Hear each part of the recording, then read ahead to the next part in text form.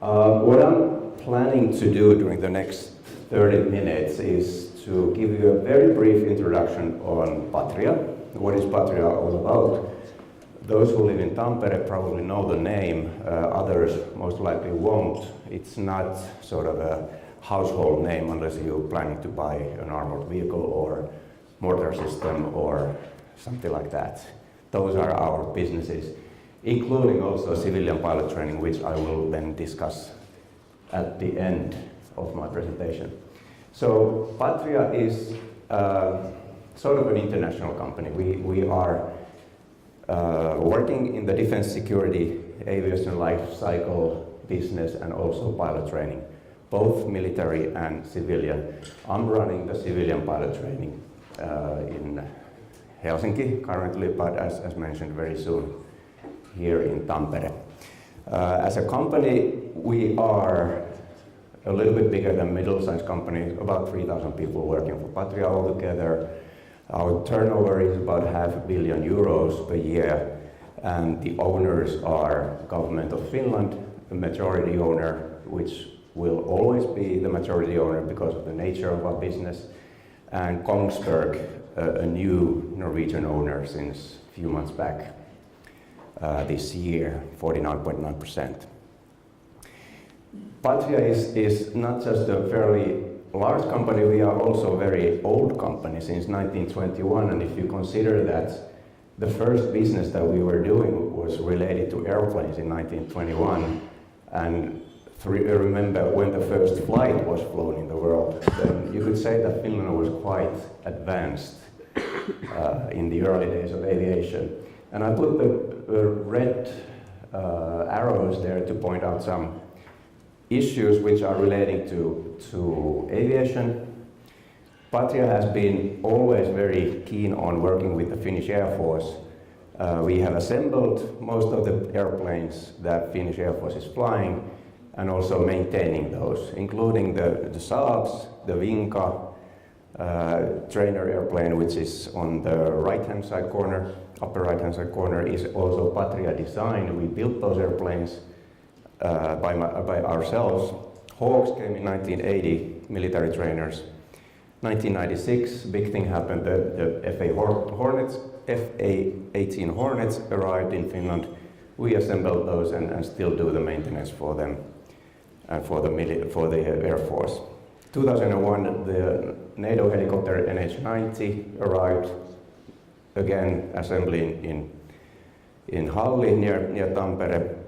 And since 2004, we've been making parts for Airbus airplanes, including the 380, the big double-decker.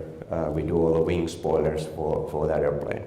So this gives you a little bit of an idea of why Patria is actually the second largest aviation company in Finland after Finnair. We employ about 1,000 people in Patria Aviation, so quite substantial as such. And as the aviation picture here, I'll give you a short briefing of all the businesses that we have. Aviation is the first one here, and it's including majority or mainly maintenance for the Finnish Air Force. More or less everything they fly, we maintain, so that they can all concentrate on flying, and we do the maintenance business behind. We also have, as I mentioned, military pilot training in Jyväskylä. All the conscripts who want to become, or actually all the people who want to become military pilots in Finland, they will be trained by Patria in the beginning. The military PPL kind of a thing is produced by Patria. And then we have the civilian pilot training, as I mentioned, and because of the cooperation we have with the Finnish Defense Forces, the government also considers us as a strategic partner for the country. A lot of things have been given to Patria to run for the military. During the time of peace and also during the time of war, we will be doing a lot of things for the military. Let's hope that the war one will never come into question. Aerostructures, as mentioned, we produce parts for various kinds of airplanes, Airbus airplanes. The biggest one, 380, wing spoilers, as mentioned. 320, 330, and then the A400 military also get some parts from Finland for the assembly in Europe.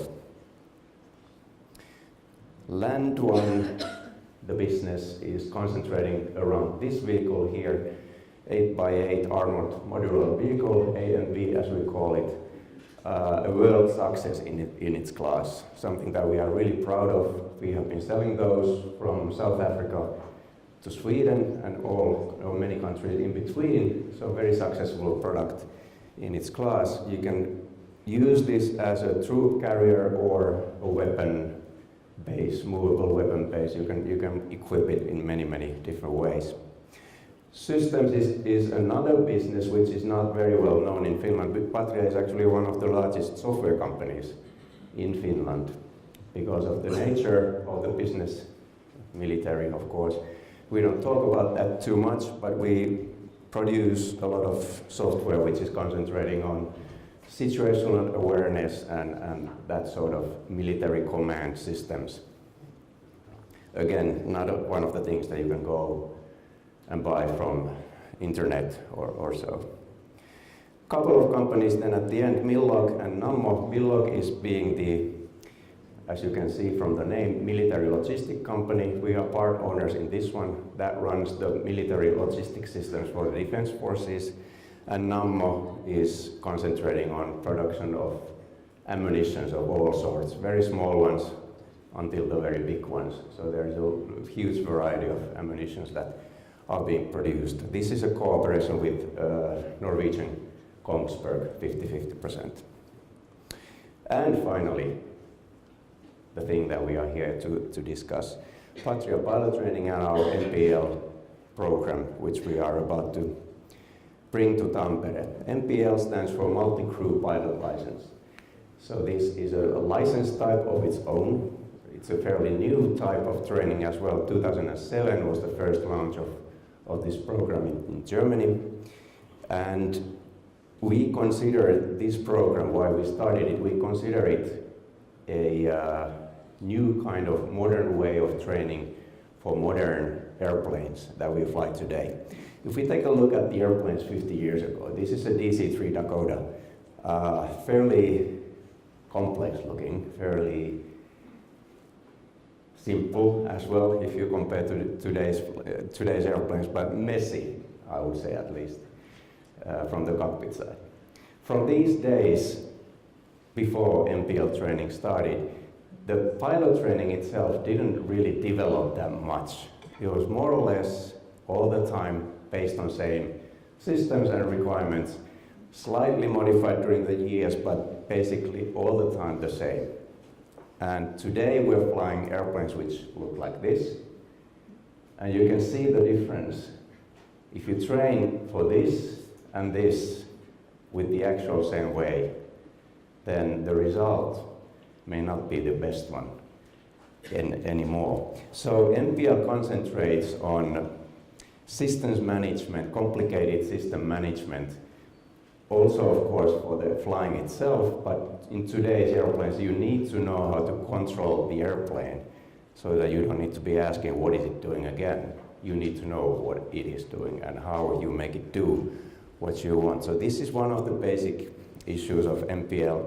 Also a difference from basic training or modern traditional training to this modern training one is that MPL trains crew members instead of individual pilots. From the beginning, we concentrate on making this individual to fly the airplane, operate the airplane as a crew member. This is really something that differs from the more traditional ways of training. Multi-crew cooperation, cockpit resource management are big things in this MPL training process.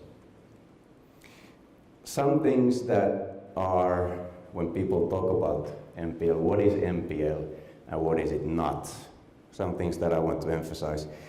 MPL is airline specific, aircraft specific, and also duty specific, job specific. This means that now that we're starting MPL training for Finnair, we are training pilots for Finnair, for their Airbus 320 fleet of airplanes and co-pilots for that airplane. These pilots cannot fly anything else than Finnair's Airbus 320 as a co-pilot. Nothing else, not even a Cessna. That's limited in their pilot license. If they want to fly the Cessna, then they will have to go and do a PPL conversion or additional training. Of course, they could fly the Cessna, but by law, by license, this license, they cannot.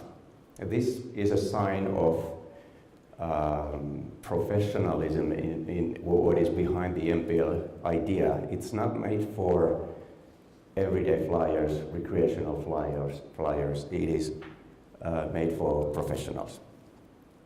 Training is also performance driven. It means that your performance will be evaluated all the time. You will have very little time on your own to do things alone.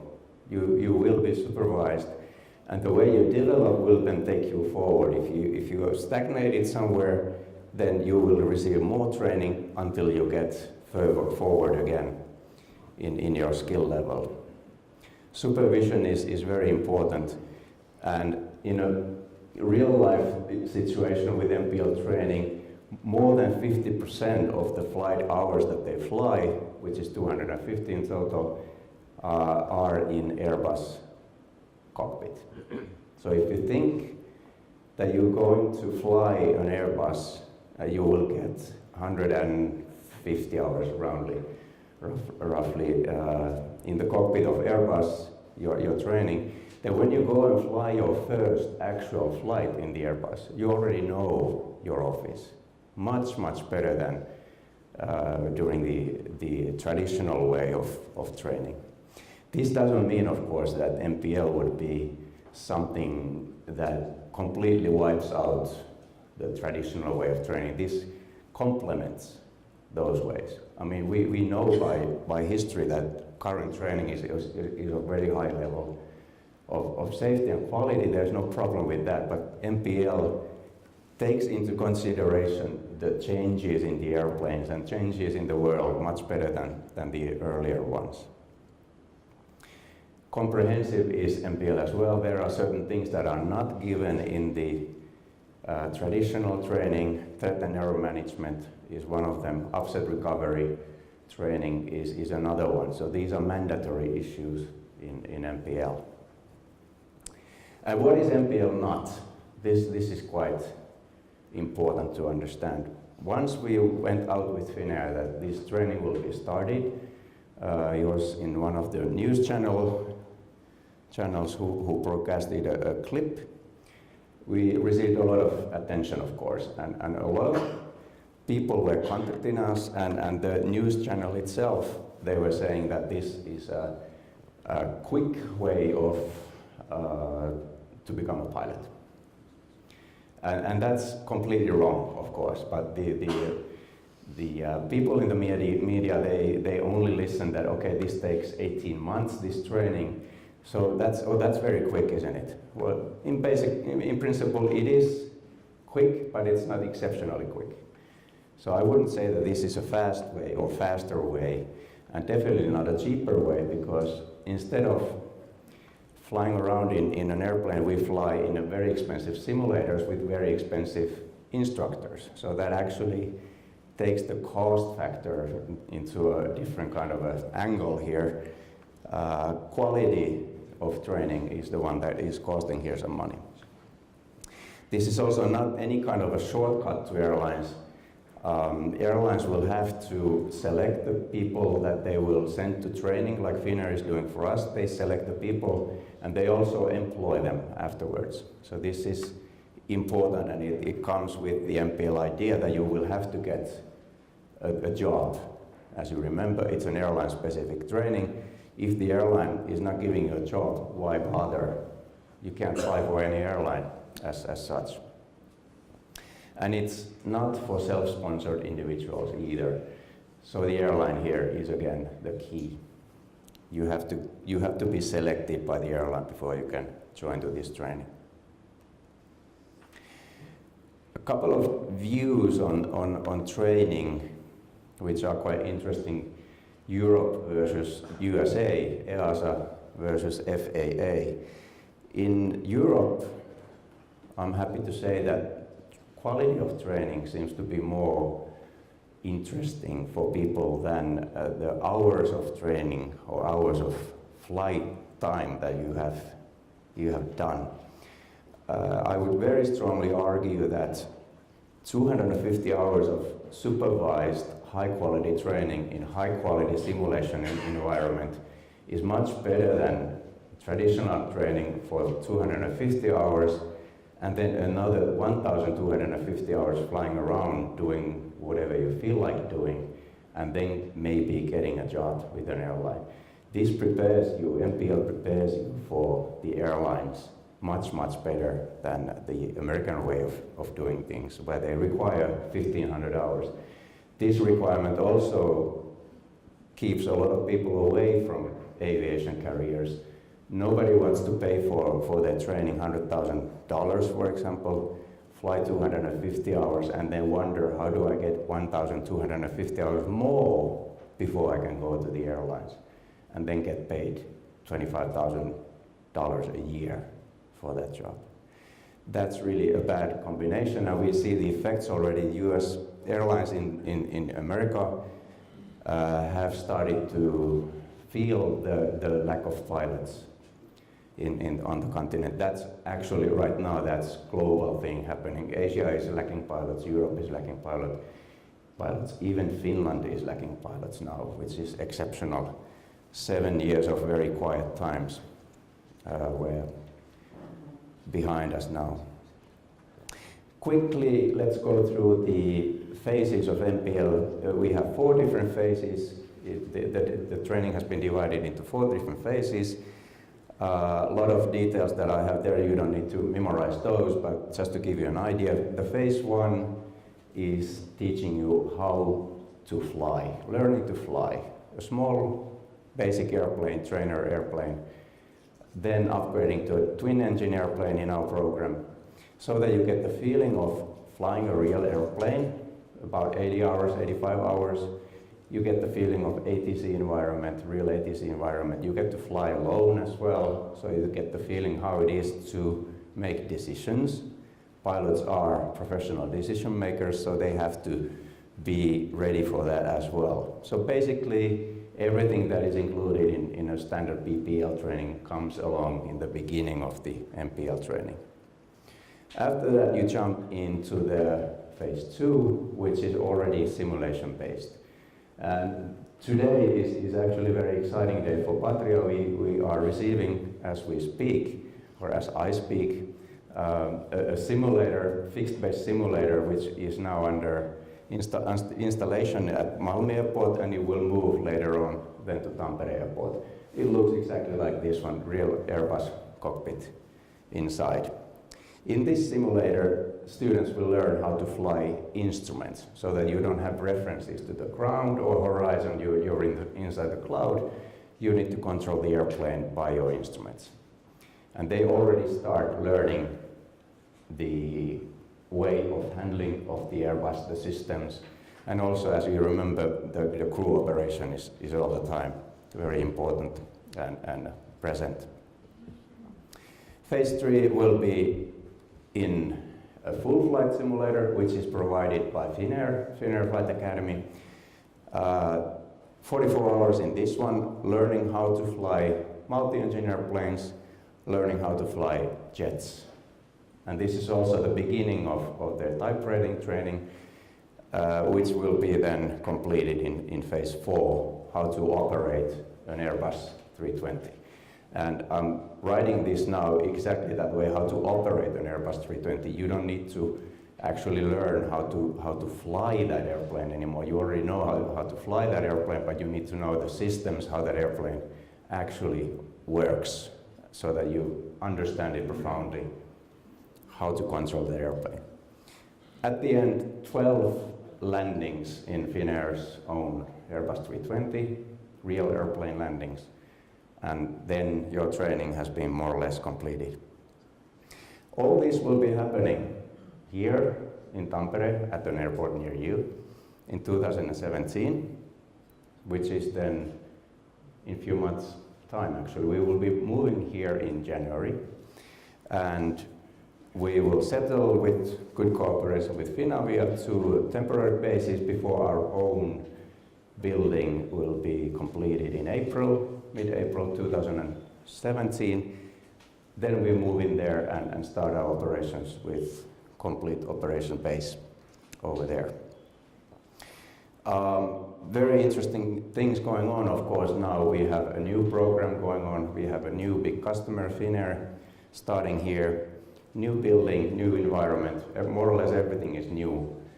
We need more airplanes, we need more simulators, more equipment to run this program. So I guarantee you that we have been quite busy the last 6 months or so and continue to be so, I'm pretty sure. Now, this completes my presentation today. I think we are more or less on time. If you have any questions, I'd be happy to take those now. Hello.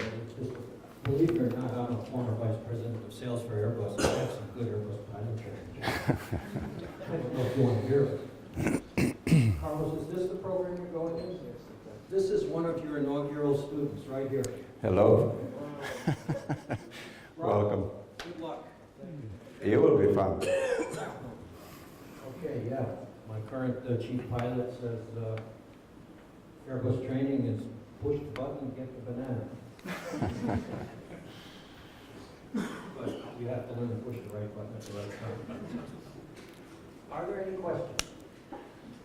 No? You want another Airbus pilot? Okay, there's one. Yes, Mikko, I was wondering if you think that Patria will still be, how would I say, will they still be offering the ATP program after you have now the MPL program? We have one more program, ATP program, starting in January. But after that, I don't think that we will be offering that anytime soon, because the amount of pilots that Finnair is requiring, ordering from us is actually quite high, and that eats away our capacity the way it is now. So until we get our capacity to a level, and if there's still some extra capacity, we might do that, but chances are that it won't happen during the next year, after January.